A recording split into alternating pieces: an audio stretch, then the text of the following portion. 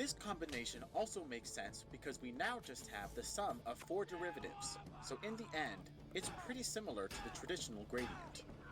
Next, let's consider the sources that create electric and magnetic fields. There are 2 of them, the charge density and the current. It would be useful to combine these as well. Just like before, we can just add them. Actually, subtract them. Don't worry about the minus sign.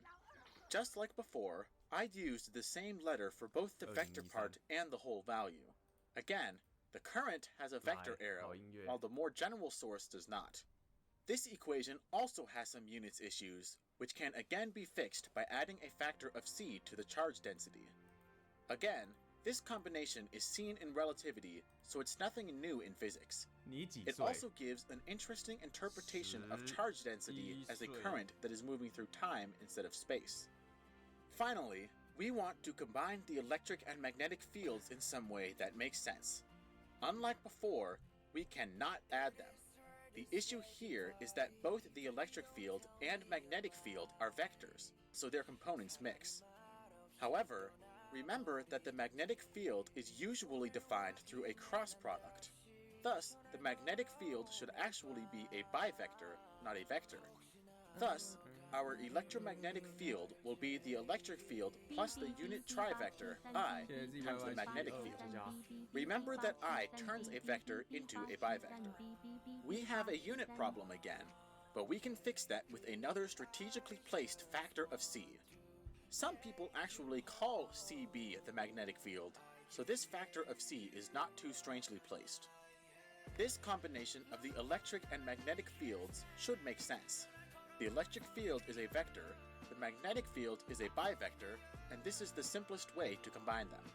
Anyway, we now have everything we need to describe Maxwell's equations with geometric algebra. Are you ready? That's it. This is Maxwell's equation. Not equations, plural, but equation, singular. This one simple equation describes all electromagnetic phenomena. And remember, we did not set out to get here. We initially just wanted to multiply vectors, and the natural progression of things led us here. Okay, I will admit, I cheated a bit. This equation is using natural units. In SI units, the equation changes slightly with a couple constants. But still, this equation is incredibly simple. To show that this is equivalent to the traditional set of 4 equations, first, we can expand out all of the definitions we made earlier. Next, we can distribute this product on the left. These 2 terms involving the gradient can be expanded in terms of our original definition of the geometric product. This seems like a monster at this point, but by moving a few things around, something can be salvaged. If you look at this equation, plural, but equation, singular. This one simple equation describes all electromagnetic phenomena. And remember, we did not set out to get here. We initially just wanted to multiply vectors, and the natural progression of things led us here. Okay, I will admit, I cheated a bit. This equation is using natural units. In SI units, the equation changes slightly with a couple constants. But still, this equation is incredibly simple. To show that this is equivalent to the traditional set of 4 equations, first, we can expand out all of the definitions we made earlier. Next, we can distribute this product on the left. These 2 terms involving the gradient can be expanded in terms of our original definition of the geometric product. This seems like a monster at this point, but by moving a few things around, something can be salvaged. If you look at this equation, you can see that on the left-hand side, there is a scalar part, a vector part, a bivector part, and a trivector part. And on the right-hand side, there is a scalar part and a vector part. There is also a bivector and trivector part on the right-hand side as well, but they are both 0. For the whole expression to be equal, the scalar parts must be equal, the vector parts must be equal, and so on. Thus, from this equation, we can make 4 new equations. The first equation is Gauss's law. In the second equation, let's deal with these constants. First, divide everything by c. C squared is related to the electromagnetic constants, so we can substitute. We can use the equation found earlier relating the outer product to the cross product, rearrange, and cancel the negatives. We now have Ampere's law. For the third equation, all we have to do is write the outer product in terms of the cross product, cancel the I, then rearrange. We now have Faraday's law. Finally, for the last equation, we can just cancel IC to get the last of the four equations. Thus, the original equation is in fact equivalent to Maxwell's equations.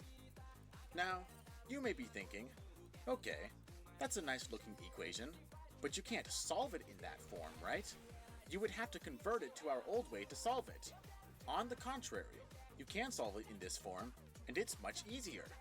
The geometric product acts like normal multiplication in enough ways that you could do calculus with it. Differential equations of this form can be solved through the use of a Green's function if you've heard of them. Here is a concrete, simple example. Imagine that we are solving the equation for electrostatics in 2 dimensions and consider some region R with no sources inside.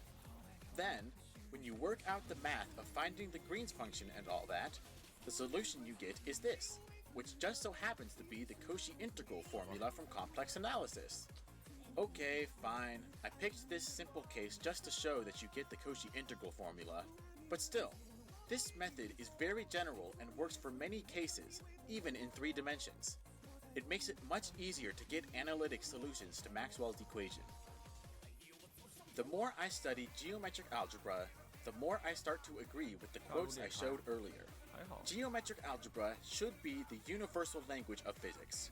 Not using it is like trying to use English words to speak Chinese. I hope you have seen the reasons for this throughout the video. First, geometric algebra is powerful. It can be used to describe basically anything we want it to in physics. Second, geometric algebra is simple, at least compared to the alternatives. Third, because of the first two, geometric algebra makes connections between topics that previously seemed unrelated. By being both simple and powerful, it is able to show how 2 different things, such as quaternions and spinors, are actually 2 sides of the same coin. It also reveals many similarities between classical and quantum mechanics. Fourth, geometric algebra makes many other things unnecessary.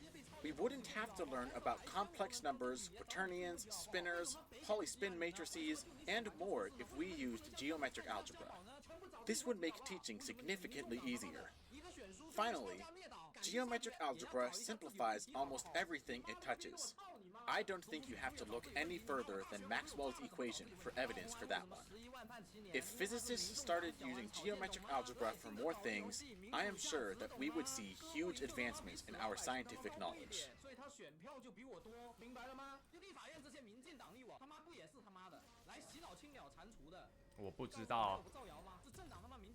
Have you ever been confused by how many different mathematical things are used in physics, such as complex numbers or quaternions? How about the confusingness that is the cross product, along with its friend, the curl? What about spinors? Matrices? What if I told you that all of these things and more could be replaced by one simple idea, and all it required was to understand this expression, the product of 2 vectors?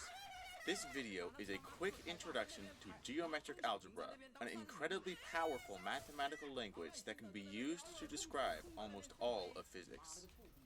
Before we start, there are a few things I need to get out of the way. First, mathematically, geometric algebra is the same as a branch of math called Clifford algebra. The reason it has a different name is because of its emphasis. Clifford algebra focuses on abstract mathematical and algebraic properties, while geometric algebra focuses on geometric and physical applications. Second, there is a lot of material to cover, and a lot of this might seem complicated to you. Don't expect to understand everything right away. My goal here is not to show you how to do geometric algebra, but to show you what can be done with geometric algebra. If all you get out of seeing this is a sense of how amazing geometric algebra is, I've done my job. Third, don't worry if you don't know a mathematical reference. To help aid you in learning these concepts, and to show you the power of geometric algebra, I will often compare parts of geometric algebra with other parts of math and physics. Most of the time, this is not actually relevant, so if you haven't heard about quaternions or the polyspin matrices, don't fret it when I mention them, because they're not important here. Finally, I will admit, some things here are incorrectly simplified. To make this easier to understand, I will not mention a few of the complications that arise when trying to formulate geometric algebra. Anytime this happens, the error is minor and should not hinder future comprehension. Please see the description for information on what these things are. So here's how I'm going to present the basics of geometric algebra to you.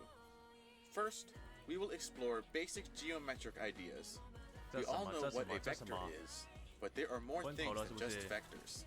We will first learn about these things. Second, we will explore various kinds of products between these things, such as the dot product. After this, we will look at what geometric algebra actually is, and we'll look at it specifically in 2 dimensions and then in 3 dimensions. Finally, we will look at one particular application of geometric algebra to electrodynamics, where we will look at Maxwell's equation. To start off, let's look at scalars. We usually think of scalars as a real number, or maybe a complex number. They can be thought of as being zero-dimensional entities. We know how to do various things with scalars. We know how to add them. We also know how to multiply 2 scalars. We know how to do much more with scalars, but this is enough for our purposes. Let's talk about vectors now. They can be thought of as one-dimensional entities or a number with a direction. One important property of a vector is its magnitude or length. Something that's interesting about vectors is that we consider any 2 vectors that have the same length and direction as being equal. We consider all of these vectors to be equal. We know how to do various things with vectors as well, such as multiplying by a scalar. We also know how to add vectors by putting one vector on the end of the other. Can we multiply vectors like we can with scalars? We'll come back to this soon. One final important thing about vectors. We can describe any vector in terms of some basis, which is a set of vectors that spans all of space. For instance, given this basis, you can represent the vector as a combination of these 2 basis vectors. This should be enough about vectors for now. At this point, a pattern seems to emerge. We have a zero-dimensional object called a scalar. We also have a one-dimensional object called a vector. Is there some kind of 2-dimensional object? Or maybe even more higher-dimensional objects? Just like how vectors are an oriented line, let's think of an oriented area. Because this is like a 2-dimensional vector, we will call this a bivector. Like vectors, bivectors have a magnitude as well. Whereas with a vector, the magnitude was the length of the vector, the magnitude of a bivector is its area. Just like vectors, we consider any bivector with the same area and the same orientation to be the same bivector, such as this bivector. However, that also means that this bivector and even this bivector are all equal to each other. We can also multiply a bivector with a scalar, which causes the area of the bivector to be multiplied by that scalar. Like vectors, we can add 2 bivectors, although it may be a bit hard to picture how it could be done. Well, you just stick them together. Now, you might be thinking, if the shape of a bivector doesn't matter, isn't this just like a scalar, since the area is the only thing that matters? This is similar to the case of vectors in one dimension. In one dimension, the vector only has one direction to point, and its length is the only thing that matters. So, bivectors get a lot more interesting when you go to higher dimensions. Here is a bivector in 3 dimensions. Here is another. Now, even though these 2 bivectors have the same magnitude, they are not equal because their orientation in 3D space is not the same. Just like how 2 vectors with the same length but different orientation are not the same. To add the 2 bivectors, you can morph them into equivalent bivectors that share a side and put those sides together. Then, the result of the addition is the bivector shown here. Now, if adding bivectors seems confusing to you, don't worry. In a few moments, I'll show that while the geometric picture of bivector addition may be confusing, the calculations are much simpler. Now, just like how we can describe vectors in terms of a basis, we can describe bivectors in terms of a basis as well. The basis that is important for us is this one shown here. Each represents an orthogonal plane in three-dimensional space, so there are three of them. This bivector we have been looking at has this expansion in this basis. The nice thing about talking about bivectors in terms of a basis is that it makes adding two bivectors trivial. You just add the components, just like you do with vectors. Why stop with two-dimensional bivectors? Let's make an oriented volume. We call this a trivector. I won't go too into detail about trivectors because they act like bivectors in many ways. Their magnitude is their volume, and they add in a way similar to bivectors. Of course, we can keep increasing the dimension, making 4 vectors, 5 vectors, etc., but we don't need to worry about that here. In general, a k-dimensional vector-like object is called a k-vector. Now that we have discovered new geometric primitives, let's determine what kinds of products we can make with these. This will culminate in one product called the geometric product, which is the heart of geometric algebra. To start with, we will discuss the inner product, or dot product, between two vectors.